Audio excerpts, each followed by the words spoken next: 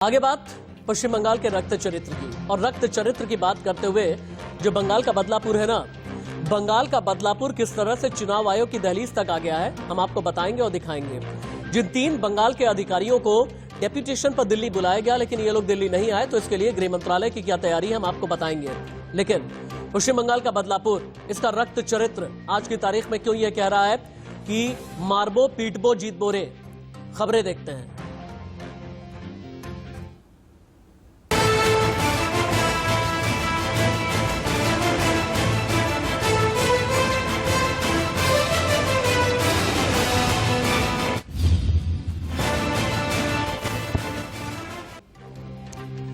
पश्चिम बंगाल की आज की तारीख में सबसे बड़ी खबर यह है कि इलेक्शन कमीशन की दहलीज तक भारतीय जनता पार्टी के नेता पहुंच गए हैं। उनका यह मानना है कि राजनीतिक हिंसा ठीक नहीं है।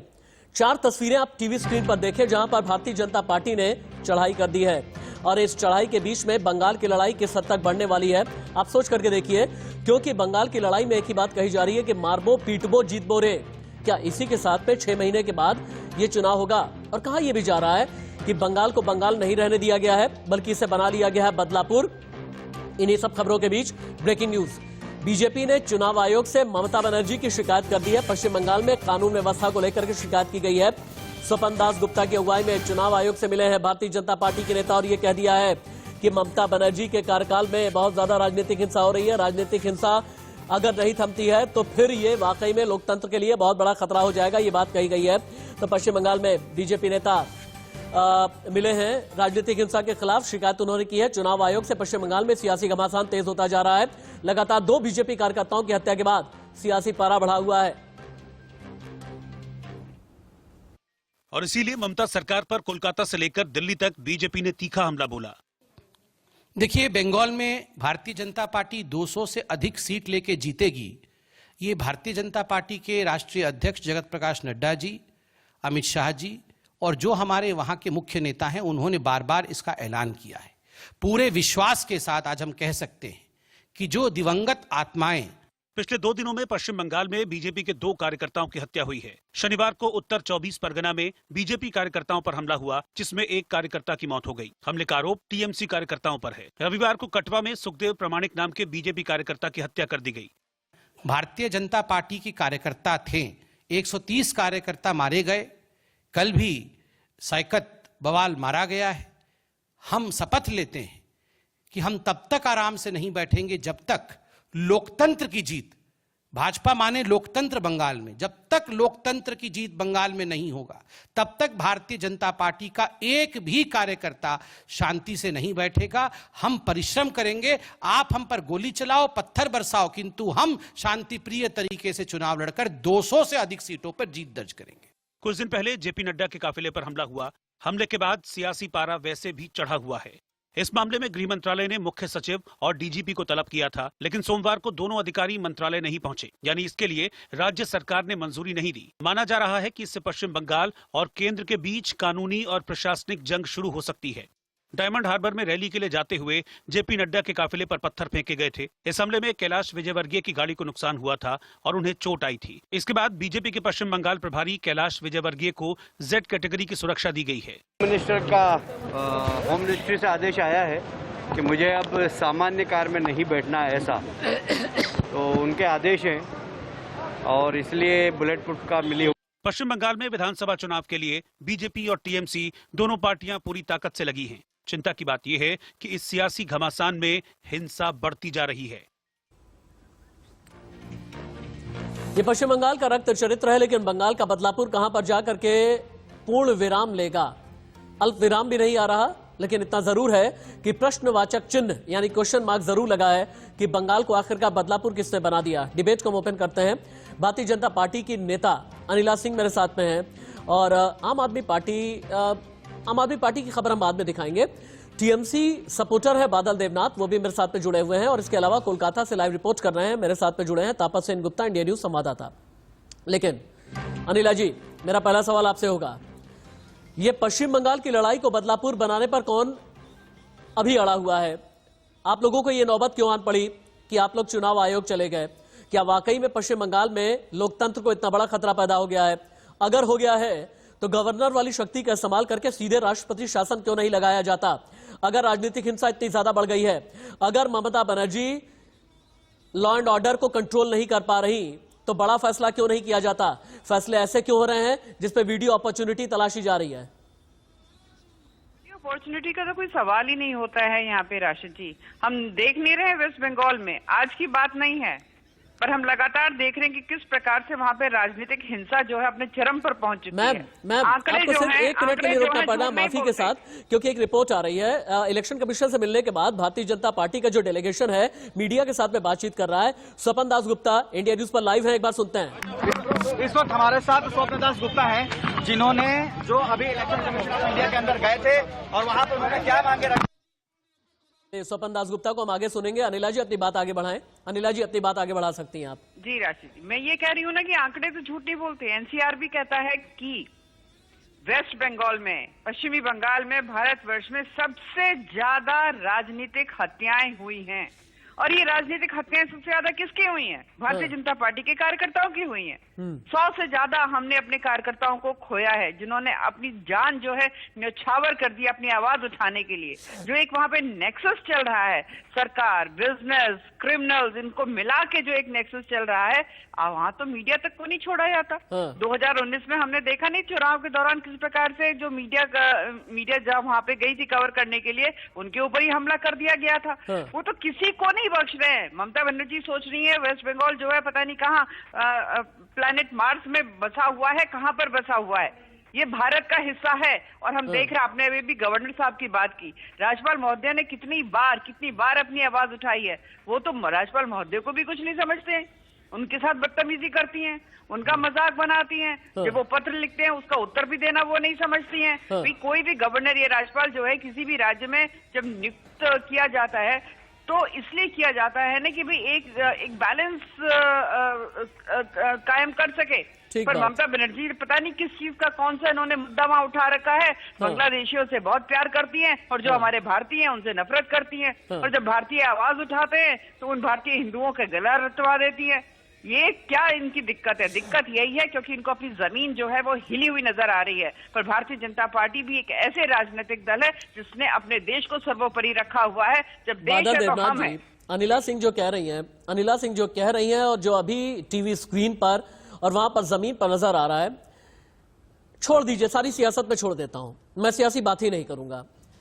ममता बनर्जी ऐसे कैसे हो गई, जिन्होंने 3.5 दशक का लेफ्ट का शासनकाल उठा करके फेंक दिया था, ऐसे कैसी हो गई? जो एक बहुत ही आम इंसान वाली कार से चलने वाली ममता बनर्जी आज की तारीख में क्यों इतनी असंवेदनशील है कि कहती तो है कि द्वारे सरकार नाम से प्रोग्राम चलाएंगे, अपने जहन में याद भी रखती हैं कि हाथे बम मुखेर प्रेम एर नाम सीपीएम, इस तरह का मैंने नारा भी दिया था। उसी पश्चिम बंगाल को अगर रक्त रंजित, रक्त रचित और रक्त चरित्र अगर सामने आया है पिछले 10 साल में, कंट्रोल में क्यों नहीं हो पा रहा? इतना डर क्यों? कैलाश विजयवर्गीय जाएं तो जेड सिक्योरिटी के साथ, सर सुनिए, कैलाश विजयवर्गीय जाएं जेड सिक्योरिटी के साथ में, शुभेंदु आपकी पार्टी अगर छोड़े वो उन्हें भी जेड सिक्योरिटी में रखना पड़े। मुझे पता है, मैं अगर पश्चिम बंगाल में जाऊंगा जिंदा आ सकता हूं ना? रिपोर्टिंग करने के बाद अगर मैं पश्चिम बंगाल जाता हूं जिंदा तो वापस आ सकता हूं ना? बादल देवनाथ जी, आपका एक एक करके जवाब दे रहा हूं, और मैं टीएमसी के सिर्फ डिबेट में, नेशनल चैनल्स में डिबेट नहीं बैठता हूँ। टीएमसी में हर जगह में मैं घूमता हूँ और प्रचार पब्लिसिटी भी करता हूँ मैं। और दूसरा बात है, मैडम ने कहा चुनाव ऑफिस में जो आज किया है, क्यों चुनाव ऑफिस में? ये तो नॉर्मल बात है, जब इलेक्शन आता है 6 महीने से पहले से एक पार्टी दूसरे पार्टी चुनाव में कंप्लेन होता है, इस बार इसको कोई महीना नहीं लगता है, ये कोई बात है, इसमें कोई असर नहीं पड़ेगा।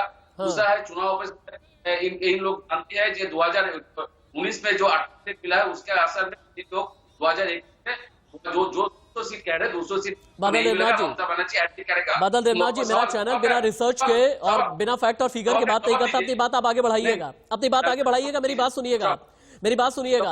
आप कह रहे हैं कि चुनाव के वक्त में ही तनाव की बात क्यों की जा रही है? जरा स्क्रीन देखिए आप, अगर इंडिया न्यूज की स्क्रीन आप देख पा रहे हो, यही लोअर चलना चाहिए ताकि बादल देवनाथ, एक मिनट सुनिए ना सर, सुनिए, होल्ड सर, होल्ड। चुनाव अभी ठीक है 6 महीने के बाद में है ना, ये लूप चलता रहना चाहिए बंगाल का रक्त चरित्र, ताकि आप देख सके बंगाल के रक्त चरित्र में हत्या किन किन की हुई है। फरवरी 2019 चुनाव नहीं था, टीएमसी विधायक सत्यजीत बिस्वास की हत्या हो गई। टीएमसी के ही एक और नेता की निर्मल कुंडू की हत्या हुई। अपने नेता की हत्या आप लोग संभाल नहीं पाए। आगे आ जाइए आप। सितंबर 2019 बीजेपी सांसद अर्जुन सिंह पर 24 परगना में हमला हुआ। फिर बीजेपी विधायक देवेंद्र नाथ राय पर हमला हुआ जुलाई 2020 में। यह सब वक्त चुनाव का नहीं था। यह वक्त चुनाव का नहीं था। जब जय श्री राम बोला गया, अपनी कार से निकल करके ममता बनर्जी आ गई, छोटे छोटे बच्चों को हड़काने लगी, डराने लगी, वो चुनाव का वक्त नहीं था। That wasn't election time. बादल देवनाथ जी बोले। मुझे बोलने दीजिए। अर्जुन सिंह का जो बात आपने कहा है, अर्जुन सिंह जो इलाका है वो शिल्पो इलाका है। वहां पर जो टीएमसी का 10-12 कार्यकर्ता का हत्या हुई है, आप उन लोगों का नाम अभी तक नहीं दिया है। तीसरा बात है जो ममता बनर्जी के बारे में जो राज्यपाल का बात अभी आया, मैडम ने कहा है, मैं एक एक करके मैं 1 मिनट के अंदर मैं खत्म कर दूंगा। राज्यपाल क्या कर रहा है? राज्यपाल का नाम तो हम पद्मपाल दे दिया है, क्योंकि वो हर दिन वो उनका गवर्नमेंट के खिलाफ उनका गवर्नमेंट के खिलाफ वो हर दिन ममता बनर्जी और एक महिला जो नीति है ममता बनर्जी, मैं आपका चैनल में हर चैनल में बताया, भाजपा एक ममता बनर्जी बना के दिखाइए और वही भाजपा सेंट्रल गवर्नमेंट ममता बनर्जी को 20 कार्यक्रम के ऊपर सर्टिफिकेट किया है कि ममता बनर्जी अच्छा काम कर रहा है। कि अब इलेक्शन जब आ रहा है, इलेक्शन के ऊपर ये लोग कुछ ना कुछ कह रहे हैं, कुछ ना कुछ कर रहा है। और जो हिंसा के बारे में जो आप है, इस पे एक ताली नहीं बजता है, हर एक हाथ में ताली नहीं बजता है। हर दिन दिलीप घोष अध्यक्ष कुछ ना कुछ कहते हैं, उसके संसद में कुछ ना कुछ फैला रहा है दिलीप घोष से, इसलिए आप लोग जानते हैं। और मैं दोबारा में एक बात कहना चाहता हूँ, 2021 जो चुनाव आ रहा है उसमें ममता बनर्जी हैट्रिक करेगा और ममता बनर्जी के द्वारे का जो सरकार है, इस द्वारे का सरकार के अंदर 34 प्रकल्प है, जिसके ऊपर अब रुक जाइए। अनिला जी फिर बोलेंगे, उसके बाद तापस के पास जाऊंगा। अनिला जी फिर बोलेंगे, उसके बाद तापस के पास में जाऊंगा। सर बोलिए आपने सर बोलिए आपने बी डेमोक्रेटिक। अनिला जी हैं, बहुत ही सम्मानित महिला हैं, भारतीय जनता पार्टी के एक ऐसी नेता हैं जो चीखती चिल्लाती नहीं है, अपनी बात बहुत सहज ढंग से करती हैं, तो उन्हें सुना जाए। अनिला जी। अनिला जी ये कहते हैं अभी बोलना है कि द्वारे सरकार के जरिए जनता फिर से ये जानेगी कि ममता बनर्जी ने पिछले 10 साल में क्या काम किया है। इनका है द्वारे सरकार आर नोए अन्याय। इस नारे के साथ में आप लोग अभी जमीन पर हैं, लेकिन कहा यह जा रहा है कि आज की तारीख में जो भारतीय जनता पार्टी के जितने भी वहां के जो कार्यकर्ता हैं, उनमें एक डर है कि बीजेपी में अब नए लोग कौन शामिल हो रहे हैं, जिन्हें हाईलाइट किया जा रहा है, जिन्हें आगे बढ़ाया जा रहा है, वो टीएमसी के नेता हैं। कोई कांग्रेस से टूट करके आया नेता है, कोई लेफ्ट से टूट करके आया नेता है, और यही एक वजह है जो जमीनी कार्यकर्ता है वो डरे हुए हैं। इस डर को कैसे दूर करेंगे आप लोग? नहीं, जो हमारा कार्यकर्ता होता है, भारतीय जनता पार्टी का जो कार्यकर्ता होता है, उसको बिल्कुल डरने की कोई भी आवश्यकता नहीं होती है। जो नेता जो है दूसरे राजनीतिक दल छोड़कर हमारे दल में सम्मिलित होते हैं, उनको सबसे पहले भारतीय जनता पार्टी की जो आइडियोलॉजी है उसको स्वीकार करनी पड़ती है। यहाँ पे सत्ता की लोलुपता के लिए वो भारतीय जनता पार्टी के परिवार में नहीं आ सकते हैं। और हमारी आइडियोलॉजी जो है पूरा विश्व जानता है कि हमारे लिए हमारा देश सर्वोपरि है, राष्ट्रहित सर्वोपरि है। पर राशिद जी, मुझे बड़ा दुख होता है, आप अभी रक्त चरित्र की बात कर रहे थे। लाल रंग जो होता है हमारे भारत में सुहाग का रंग होता है, और ममता बनर्जी वहां पे क्या कर रही हैं? वो लाल रंग जो मांग में भरा जाता है उसको मिटा रही हैं। लाल जो है खून का जो रंग है वो उनको अच्छा लग रहा है, लाल जोड़े का रंग नहीं अच्छा लग रहा, लाल सिंदूर का रंग नहीं अच्छा लग रहा है। कहाँ है वो ममता बनर्जी? ठीक कह रही है, छोड़ेंगी वहां, एकदम ठीक कह रही है, बहुत बड़ी बात बोली है अनिला सिंह जी ने। बादल देवनाथ जी मेरी बात सुनिएगा, ममता बनर्जी एक ऐसी पॉलिटिशियन नहीं है ना जिन्होंने बहुत इज्जत कमाई है। इज्जत इसलिए कमाई है क्योंकि जमीन पर रह करके काम किया है। हमें आज भी वो याद है कि जब ममता बनर्जी के इलाके को अपना हक नहीं मिल रहा था बजट में, तो उन्होंने किस तरह से लोकसभा के अंदर ही, संसद भवन के अंदर ही अपना विरोध जताया था, और तब ये कहा गया था कि हाँ, she is an iron lady, एक लौह महिला है ये, तब ये बात कही गई थी। सिंगूर में जब बड़े उद्योगपतियों को भगाया था ना, तब ये कहा गया था कि हाँ, किसान के साथ अगर कोई खड़ा होने वाला है तो ममता बनर्जी है। कहाँ है माँ माटी मानुष वाला नारा देने वाली ममता बनर्जी? कहाँ है? उनकी जबान पे कैसे ये आता है? नड्डा या बाकी जितनी भी बातें उन्होंने कही हैं। एक मिनट, बहुत बड़ी खबर आ गई है, बहुत बड़ी खबर आ गई, मेजर डेवलपमेंट। 17 दिसंबर को पश्चिम बंगाल जाएगी इलेक्शन कमीशन की टीम। बहुत बड़ी खबर, बादल देवनाथ जी सुनिए आप, चुनाव आयोग की टीम बंगाल जाएगी। 17 दिसंबर को चुनाव आयोग की टीम बंगाल का दौरा करेगी। इस वक्त की यह बड़ी खबर है। और हालांकि उपचुनाव आयुक्त की अगुवाई में बंगाल जाएगी टीम। इस बात को सुनिश्चित किया जाएगा, देखा जाएगा। बंगाल बीजेपी नेताओं की शिकायत के बाद पश्चिम बंगाल का दौरा इलेक्शन कमीशन की टीम करने वाली है। बादल देवनाथ जी, ये तो नहीं कहिएगा ना कि लोकतंत्र को खतरा है? डेप्यूटेशन पर अगर अधिकारियों को बुला लिया जाए, आपको लगता है लोकतंत्र पे खतरा है?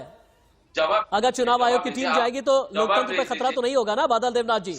हाँ, दीजिए जवाब दीजिए। जवाब नहीं दीजिए आप। इसमें बहुत सारे सवाल, 4-5 सवाल किया। चुनाव आयोग के हर साल में लोकसभा चुनाव हो, विधानसभा चुनाव हो, लोकसभा का जो चेयरमैन होता है, जो इलेक्शन सेक्रेटरी होता है, वो आते हैं विधानसभा चुनाव में। इसमें कोई प्रॉब्लम, वो परिस्थिति को जानने के लिए आते हैं। जितना डीएम है, एसपी है, कमिश्नर है, सबके साथ बात करते हैं, मीटिंग करते हैं। ये नॉर्मल बात है, हो सकता है होगा ये होगा। दूसरा, ममता बनर्जी है। ममता बनर्जी आज देश के लिए, पूरा राज्यों के लिए, बंगालियों के लिए, असम, झारखंड, उड़ीसा, पूरा उत्तर पूर्व भारत के लिए वो काम कर रहा है। एक भी हर के पास 20,000, 50,000 लीटर आता है। मैं कोई भी मैं कह रहा हूँ, अडवाणी जी जब थे, वाजपेयी जब थे, आज भी मैं भी पूरे राज्यों में, पूरे हर राज्यों में, आप लोग जानते हैं कि कितना राज्यों में मैं घूमता हूँ, साथ काम करता हूँ, और उसके साथ ममता बनर्जी का काम करता हूँ। देखिए, अडवाणी जी के खिलाफ, वाजपेयी के खिलाफ जब आए थे बंगाल में, तो ममता बनर्जी कितना सम्मान किया था। लेकिन कहना क्या, सेंट्रल में, ऑल इंडिया में ममता बनर्जी का नाम नहीं रखने का जो इच्छा है भाजपा का मन के अंदर है, वो उसका आत्मा को क्या हो गया मुझे पता नहीं। हर काम में, हर विषय में, हर दुकान इलाका लोग घटना घटती है, सबको ममता बनर्जी को दोष देते हैं। ये तो बिल्कुल अच्छा नहीं। ममता बनर्जी ठीक है, वो देश के लिए बादल देवनाथ जी और बंगाल के बादल देवनाथ जी और अनिला जी, चूंकि आप दोनों ही लोग, हाँ, बहुत जल्दी अपनी बात पूरी करें, खबरों में आगे भी बढ़ना है मुझे। द्वारे जो सरकार है, 34 को जो प्रकल्प है, उसको लेके ठीक है, सब सरकार दुआरे तो होनी चाहिए। दुआरे का मतलब ये होता है कि दरवाजे पर, दहलीज पर सरकार, लेकिन सरकार सुरक्षा दे, इस बात को सुनिश्चित भी करे। सुरक्षा की यानी जिंदगी की गारंटी भी देना सरकार का ही काम होता है। आप दोनों सम्मानित पैनलिस्ट मेरे साथ में रहेंगे, क्योंकि एक और बड़ी खबर है, स्क्रीन पर ही रखे अभी दोनों जो पैनलिस्ट हैं, अनिला जी, बादल देवनाथ जी। चूंकि आप देश की राजनीति को समझते हैं, मैं पश्चिम बंगाल से निकल करके दिल्ली तक आऊंगा, दिल्ली से लेकर के यूपी तक जाऊंगा, और मैं चाहूंगा कि आपका ओपिनियन मैं जरूर लूं, क्योंकि दिल्ली के मुख्यमंत्री और आम आदमी पार्टी के संयोजक अरविंद केजरीवाल ने यूपी में विधानसभा चुनाव लड़ने का ऐलान कर दिया है। क्या बड़ी बात बोली है उन्होंने, सुनिए एक बार। ऐलान करने जा रहा हूं, आने वाले 2022 के विधानसभा चुनाव में आम आदमी पार्टी उत्तर प्रदेश में चुनाव लड़ेगी। अगर दिल्ली के लोगों को 24 घंटे बिजली मिल सकती है, तो यूपी के लोग इतने लंबे लंबे पावर कट क्यों बर्दाश्त करें? अगर दिल्ली के लोगों को मुफ्त बिजली मिल सकती है, तो यूपी में लोगों को मुफ्त बिजली क्यों नहीं मिलनी चाहिए? यूपी के लोगों के इतने ज्यादा बिल क्यों आ रहे हैं? आज उत्तर प्रदेश को प्रगति की राह पर चलने से कौन रोक रहा है? यूपी की गंदी राजनीति और भ्रष्ट नेता। यूपी के लोगों ने हर पार्टी के लोगों पर विश्वास करके उन्हें मौका दिया, पर उन पार्टियों ने लोगों की पीठ में छुरा घोंपाया। तुरंत ही भारतीय जनता पार्टी के नेता अनिला सिंह जी के पास में चलते हैं। बादल देवनाथ जी, आपसे भी मैं बात करूंगा। अनिला जी, यूपी के चुनावी मैदान में, चुनावी रण में अरविंद केजरीवाल भी उतरने वाले हैं। कहा यह जा रहा है कि अरविंद केजरीवाल इस लड़ाई को बीजेपी वर्सेस आम आदमी पार्टी बनाना चाहते हैं। आपका पहला रिएक्शन? हंस रही है मैम, मुस्कुरा रही हैं। अरविंद केजरीवाल को ठीक इसी तरह से मैम दिल्ली में भी हल्के में लिया गया था। नहीं, मेरी मुस्कुराहट जो है अरविंद केजरीवाल जी को मैं बिल्कुल हल्के में नहीं ले रही हूँ। ये तो भारतीय जनता पार्टी का चरित्र है। हमारे ऊपर आरोप भी ये लगता है कि आप जो हर चुनाव को इस प्रकार से लड़ते हैं कि ये कोई राष्ट्रीय चुनाव है। ये तो हमारा, हम तो इसी प्रकार के आदत वाले कार्यकर्ता हैं भारतीय जनता पार्टी के। हंसी मुझे इसलिए थोड़ी सी आ रही है कि एम्बिशन अच्छी बात है, ठीक है, रखना चाहिए एम्बिशन।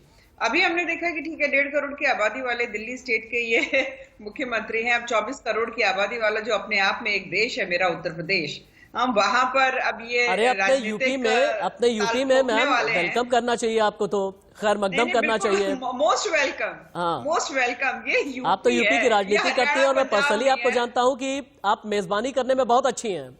तो कम से कम दिल्ली से अगर कोई जा रहा है तो मेजबानी भी कीजिए ना मैम। नहीं, आप तो बहुत अच्छी मेजबान है। जी, उत्तर प्रदेश के लोग इनकी बहुत बढ़िया मेजबानी करने वाले हैं, और ऐसी मेजबानी करेंगे कि दोबारा यूपी की तरफ ये मुंह उठाकर नहीं देख पाएंगे। अरविंद केजरीवाल जी को समझना चाहिए कि ये उत्तर प्रदेश है, कोई दिल्ली, हरियाणा, पंजाब नहीं है, ये यूपी है। यूपी हाँ। पर आइए, अच्छा है, जितने ज्यादा खिलाड़ी बादल होंगे देवनाथ उतने जी, खेलने में मजा बादल आएगा। देवनाथ जी, अनिला सिंह जी तो कह रही हैं कि अब पॉलिटिकल गेम खेलने में मजा आएगा जब अरविंद केजरीवाल यूपी भी आ जाएंगे। पश्चिम बंगाल में इंतजार है या नहीं आपको? मैं एक बात इस पे कहना चाहता हूँ, या आप लोग सिर्फ कैलाश विजयवर्गीय, अमित शाह या भारतीय जनता पार्टी वालों से ही परेशान हैं? ये सोचते होंगे एक और ना आ जाए। बोलने दीजिए। मैं इलेक्शन, दिल्ली में इलेक्शन चुनाव ऑफिस में बहुत बार गया, बहुत मीटिंग किया वहां पर। 2008 से मैं जा रहा हूँ दिल्ली चुनाव ऑफिस में। जिस पार्टी को रजिस्ट्रेशन मिलता है, ऑल इंडिया पार्टी का रजिस्ट्रेशन मिलता है, जिसका वोटर परसेंट ज्यादा अच्छा है, वो अलग राज्य में इलेक्शन चुनाव में लड़ सकते हैं, इसमें कोई प्रॉब्लम नहीं है। लेकिन जो सवाल उठा है अरविंद केजरीवाल जी, मैं उसमें एक और सवाल मैं बोलना चाहता हूँ साफ। दलितों के ऊपर जो अत्याचार हो रहा है, ब्राह्मण और दलितों का अत्याचार। हाँ। और दूसरा बात है कि राम को छोड़, राम तो मैं तो भगवान विष्णु भोलेनाथ का पूजा तो हर दिन मैं करता हूँ, सब भी जानते हैं, और सब मुझे भोलेनाथ कहते हैं। बहुत ही संक्षेप में एक अनिला जी से पूछना चाहूंगा। अनिला जी, अगर हाँ, तो राम को छोड़ के आप बताइए, राम को पार्टी का स्लोगन बना दिया, और भगवान विष्णु हर दिन बोल रहा भगवान मंदिर अगर उन्हीं राम की दहलीज पर अनिला जी अगर अयोध्या चले गए अरविंद केजरीवाल, और अरविंद केजरीवाल ने कह दिया कि अयोध्या से ही मैं अपनी चुनावी तैयारी शुरू करूंगा, तो क्या करेंगे आप लोग? कांग्रेस से वो कुछ सबक लेंगे और इस प्रकार से काम नहीं करेंगे। हमें याद है राजीव गांधी जी ने क्या किया था। अरे मैम, उन्होंने शिलान्यास कराया था मैम, उन्होंने शिलान्यास कराया था। आप भी क्या बात कर रही मैम? नहीं, मैं तो एक बात कहूंगी कि अयोध्या नहीं, हमारे काशी भी जाएं, हमारे वृंदावन भी जाएं, ठीक है ना, हर जगह जाएं, ईश्वर को हाथ जोड़ें। ये तो स्थापित कर दिया ना भारतीय जनता पार्टी ने कि भाई हमारे प्रदेश में आओगे तो आप ना तो अयोध्या को दरकिनार कर सकते हो, और ना ही काशी को दरकिनार कर सकते हो, ना बीजेपी को दरकिनार कर सकते हैं। बहुत बहुत शुक्रिया अनिला जी आपका। बादल देवनाथ जी, बहुत बहुत धन्यवाद।